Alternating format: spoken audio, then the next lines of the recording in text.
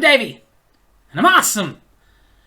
And welcome to Davey's Awesome Movies, where I review the styles of movies that I love, the alternative, B-rated, cold-style flicks. Once again this week, I'm going to be reviewing a comedy that flew under the radar. This movie was made in 1998, and it was written and directed by Saro Kernochan, produced by Ira Deutschman and Peter Newman, made by Redeemable Pictures, and distributed by Alliance Communications and Miramax Pictures.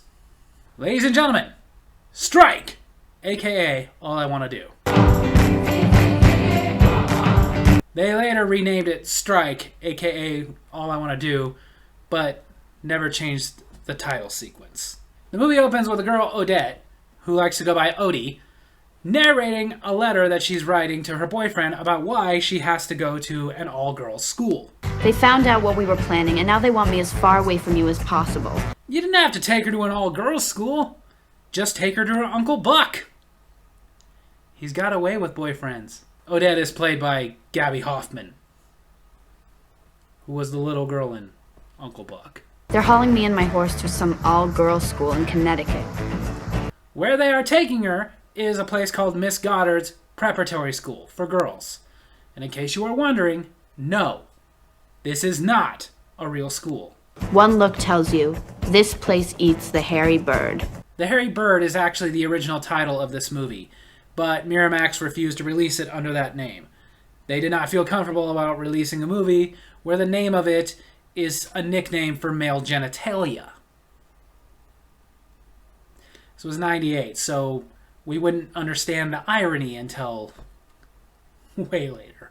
Odette meets Abby, who is played by Rachel Lee Cook, and Miss McVeigh, who is played by Lynn Redgrave. Odette is a little snide with Abby, who is not only the head monitor, but the classic suck-up. So Odie promptly leaves. I was going to warn you about your roommates, but now, I don't think I will. It's best to be surprised. When Odie meets her roommates, they're already getting into her stuff. I'm Tinka Parker, and this is Verena von Steffen. Verena is played by Kirsten Dunst. And this was back when Kirsten Dunst was still very relevant. She was like one of the hottest stars in the country at the time. Yet this movie still didn't do very well. Tinka and Verena quickly figured out that Odie must be there because her parents caught her attempting to have sex with her boyfriend. Up your Ziggy with a wah-wah brush. What? Yeah, just so you know, this movie is like on a whole nother level of cursing. But hey, I'm cool. I don't have to censor it. At dinner, Tinka and Verena introduce Odie to their friends. This is Tweety Goldberg. Hi. And Momo Haynes. Tweety is played by Heather Matrazzaro. One of those girls that everybody looks at and goes, oh, she's from that one thing, because she's been in a lot of stuff. But at least we now know who the whole gang is. But how does Odie feel about the new gang? My roommates are demented. She needs time to warm up to them. Odie is trying to figure out a way to meet up with Dennis by going to New York. Her teacher, Mr. Dewey, though, is offering to take her with him to New York for a series of lectures he needs to do. And he's being very inappropriate. However, this movie is set in the 60s where, realistically, nobody would have batted an eye at this. Nowadays, even suggesting that he did this kind of stuff could get him fired. So now Odie is at an impasse. She really wants to go to New York so she can meet up with Dennis, but she doesn't want to go with her pervy teacher. So what to do?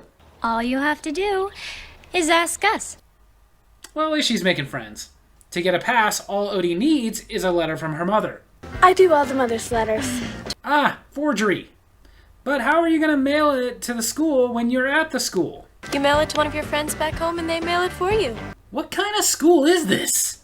While the girls go to a diner, they meet a group of guys. Local guys that like to call themselves Flat Critters! Yeah. Why do they call themselves that?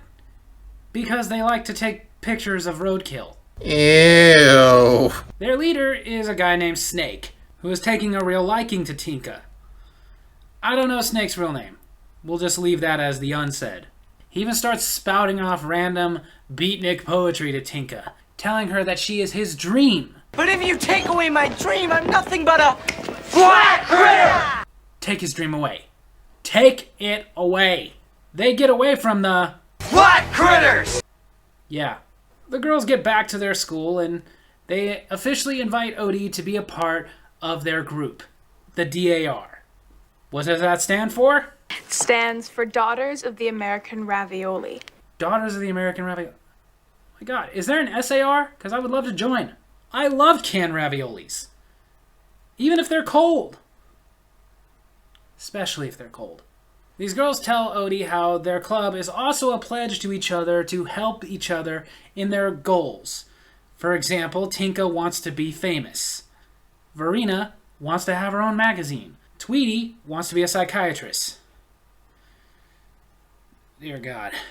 And Momo wants to be a scientist. And then when they get to Odie, her big goal that she's desiring their help with, she wants to get laid. Your great ambition in life is to lay with your legs up in the air like a bug? No. Kind of have to agree. You could be setting your goals a little bit higher. I'm just saying. But first, the girls need to focus on getting rid of Mr. Dewey without getting rid of his wife, Mrs. Dewey, who they love. So their big plan is to sneak some porn into his briefcase for his wife to find. I know a lot of wives might be mad over that, but I don't think a lot of them would leave a guy over that. Oh, look. This one has 3 speeds. But hey, I guess it could get him fired. It doesn't, though. Miss McVane sees right through it and can tell that it's Verena. I have asked Abby to keep an eye on you and to report anything she construes as misconduct. You really want to use Abby to punish Verena, just have Abby give her "what drugs do to you" speech. Trust me, at the end she will have no questions. Miss McVane also found out about the forgery letter that Odie made. Because of this, Odie is grounded to the school for the rest of the year. No passes whatsoever. We'll just have to organize some way for Dennis to meet you here instead of New York. Or you could just wait till summer. Trust me, your hymen will still be there. Tweety decides in the middle of the night that she wants some ravioli. So on her way over to get some, she falls through the roof of Miss McVane's office. Where she lands, though, in the other room, Miss McVane and the Board of Trustees are having a meeting. So Tweety listens in on it. If we merge with the boys' academy, the girls will come second. Miss Goddard's is doing very poorly. Because in real life, the tuition that are paid to private schools really don't cover all that much. They rely on a lot of donations for the rest of their budget. Running schools is very expensive. So they're talking about merging with an all-boys school that's just down the road called St. Ambrose. All those in favor of coeducation? Tweety rushes to go tell the other girls, but it's late. The DAR meets tomorrow night after classes. At the meeting, we find that Tinka, Tweety, and Odie all think that this is a great idea. They love the thought of being in a school with boys. Verena and Momo, though, don't agree. They think that they will not get a fair shot at college if they're applying from the same school as a bunch of boys. And you gotta remember, this isn't the 60s, so this was a valid concern. I'm not gonna live in the shadow of the hairy bird! She said it! Except they changed the name of the movie, so... No, she didn't. Because of this issue, the DAR disbands.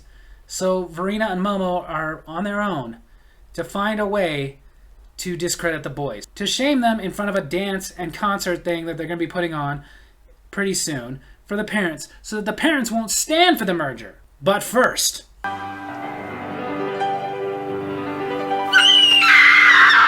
They made Abby blonde! Oh no! Seriously, that's not really a good prank. Also, Tinka's dad comes to visit. Excuse me, I think I left my yacht running. I can't believe that didn't work. The St. Ambrose boys come to the school for a dance, concert, and overall a test to see if they can get along with the girls from Miss Goddard's. We got about $80 in the kitty. It goes to whoever state has the largest set of nenes. Nenes? Harry Bird? Ziggy with a wah-wah brush? Is this really how you guys used to talk in the 60s? Then again, I do know somebody that to this day happens to say all these things. Him. The way it works for this school dance is the boys and girls are paired up by height. Verena tried to manipulate her way into getting a boy named Frost, first name we do not know, because he would be the perfect target. His grandfather is on the Board of Trustees of St. Ambrose Boys Academy. But it didn't work. She got a boy named Conrad. Come on, car wreck. I don't think Conrad's getting a second date. As far as Odie's concerned, her plan was to get a hold of a St. Ambrose uniform and sneak Dennis into the school grounds with that uniform so he can pretend to be a St. Ambrose boy. Because she is just that horny. By the way, Dennis is played by Matthew Lawrence, the brother of Whoa! Verena gets Frost alone, and she offers him some pills that she says will get him high, which of course he promptly takes. Not because he likes to get high, but because he's desperate to get kicked out of school. He hates St. Ambrose. Would you like to come up to my room later? You're killing me, Smalls! That's Smalls from The Sandlot. Verena and Frost get interrupted. So now, back to Odie and Dennis. Contraceptive phone? That is a real thing. It's really just spermicide. At the dance, the boys are enjoying Momo's Mystery Punch, which is actually just apple juice mixed with moonshine. But I gotta say this, no amount of apple juice will make moonshine palatable. I've tried moonshine. It's awful. But as far as to get you wasted, little dabble do ya. Back to Dennis and Odie. Well, he definitely ain't getting pregnant. Maybe we could get it in with a spoon. Oh, dude, you are so staying a virgin. The girls just continue with their scam to make the boys look bad, and it is working. And then we go over to Tweety to see how she's doing with her date. Master. Not good. But at least now she's convinced that the boys coming to Miss Goddard's not a good idea. But everything balances out, because outside, that boy and his buddies, they encounter some... Get him! flat critters! Crap, now I'm doing it. Tanka is angrily looking for the boy that did that to Tweety. And while she's looking, she encounters Snake. You're so beautiful, I could eat your teeth. Dude, even if she liked you, that would come off as creepy. But when she finds out that the guy that Snake beat up and stole the clothes off of was the same guy who got the picture off of Tweety... Oh, you sweetheart. So there you have it, guys. That's a two-step plan on how to impress a girl. A, beat up somebody she hates. B, tell her you want to eat her teeth. Verena is able to sneak Frost into Abby's room. One, to get him caught and get the St. Ambrose boys in trouble, which in turn will help him with his goal of getting kicked out, especially because he's also falling down drunk. And, in her opinion, also give Abby a little payback. But one problem. Verena accidentally takes quite a liking to little Mr. Frost. Good for you, Smalls. Back to Dennis and Odie. Bad news. Mr. Dewey stumbled in upon them. I would like to deal with Miss Sinclair alone. Yeah, this is bad because, as you would expect, Mr. Dewey is trying to use this situation in order to blackmail Odie into getting inappropriate with him. But luckily, just in time, Mr. Dewey is stopped by... How would you like us to dispose of him, my love? Flat critters! Back to Verena and Frost. She finally gathers her head and realizes it's time to leave before she gets caught too. But sadly, just at that moment... you came to your senses a little too late. Now the dance is over, it's time for the concert. Momo, after getting the boys drunkenly out there, gives them something to help them sober up. At least that's what they think. What it's really gonna do?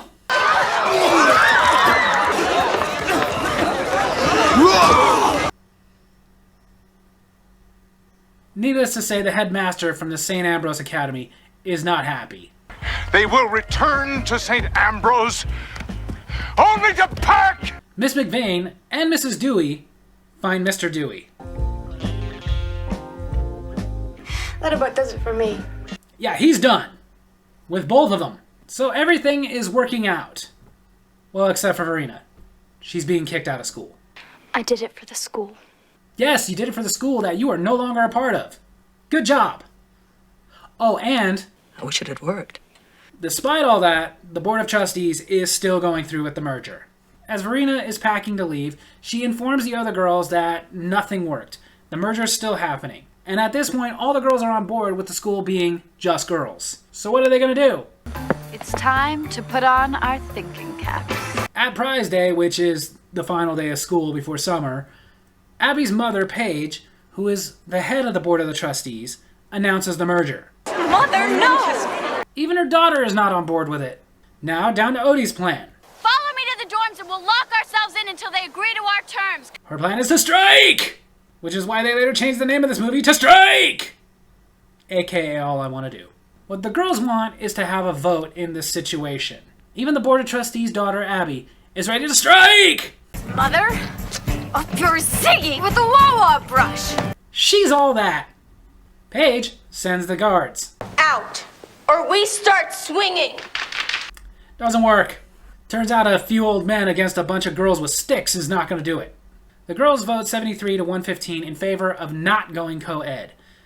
They also donate as much as they can to the school to help them out of their financial troubles. The schoolgirls, who don't have that much money to begin with, donate as much as they can, raising $3,000, which is not all that much even back then, to help them out of their problems. But Miss McVeigh uses this to inspire the Board of Trustees and the other parents there. That if the parents and alumni can get on board and start doing the same thing these girls are doing, being generous, they can get this school out of their financial problems. These are your daughters. You can be proud. I only have boys. And it works. They stopped the merger.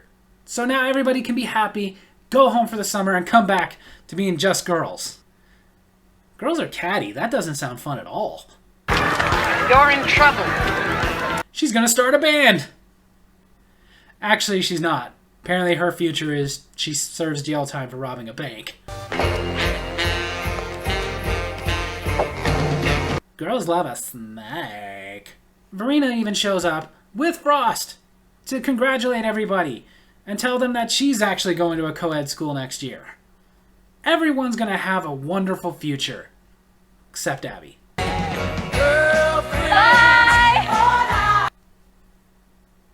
So there you have it.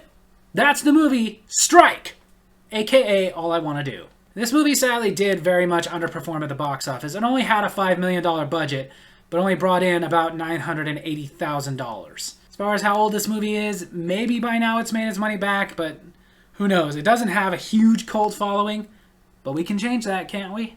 One thing that did hurt the cult following, though, is, whereas I talked about it in the review, this movie was originally supposed to be titled The Hairy Bird. Miramax said, no, that's a nickname for male genitalia, get another name. It was then later released under the name that I first saw it as, All I Want to Do. Except in Canada and the UK, where it was simply released as Strike! And now certain digital media platforms, like Amazon and YouTube, have it under the name Strike, aka All I Want to Do. However, like I said, even when it was released as Strike in the UK and Canada, the title sequence has always said All I Want to Do. The thing is this wasn't even bashed by the critics. Most of the critics who saw this actually liked this film. And most of the audience that saw this liked this film. Which just goes to show you that even good reviews don't necessarily make your movie succeed. Because ultimately this movie wasn't very advertised. My brother and I, when it came out in like 98, 99-ish, saw it for the first time on Starz. This was back when there was no streaming services, no DVRs, so you kind of had to watch what was on, so we decided, yeah, we'll check it out. It's Kirsten Dunst. And we both really enjoyed it. Now, yes, one of the things that kind of turns some people off to seeing this movie is that from the bat you can see that it's a very pro-feminist movie. But what I would say to ease your concerns on that one, yes, it is a feminist movie. Yes, it's very pro-women's rights in this movie. But it's not the over-the-top kind, throwing it in your face that, oh, all men are evil. Just simply that this is one of the things that women went through in the 60s. They didn't have a lot of opportunities. It was very hard for them to get opportunities. So when they had a place that could help them get those opportunities, they kind of wanted to hold on to it, which even that was a struggle. One of the few criticisms that I've seen on this movie is that it portrays men as being nothing but dastardly perverts. I disagree. It portrays teenage boys as being nothing but dastardly perverts. Which, come on. As somebody who was once a teenage boy, I can say, fairly accurate. Not to mention, this movie did have a great cast. It had several people you would recognize in the movie. At the time, the only big star was Kirsten Dunst, and this was kind of on her way up, because this was before Spider-Man, but even her rising star power at the time couldn't get this movie really that noticed. Which is sad, because this is a really good movie. It's funny, it's very entertaining, it's a feel-good story, which is why I highly recommend it. So like always, I recommend if you haven't seen Strike, aka All I Want to Do, then go out there and check out Strike, aka All I Want to Do. Even if you find it as just All I Want to Do or just Strike, just go watch the movie. So there you have it. That's my movie review this week. I hope you guys enjoyed it, and if you did, make sure to hit like, hit subscribe, hit that little bell so you get notifications for when I post new videos, and leave a comment. If you've seen Strike, aka All I Want to Do, tell me what you thought of Strike, aka All I Want to Do. Tell me what name you saw it under first. Love you guys.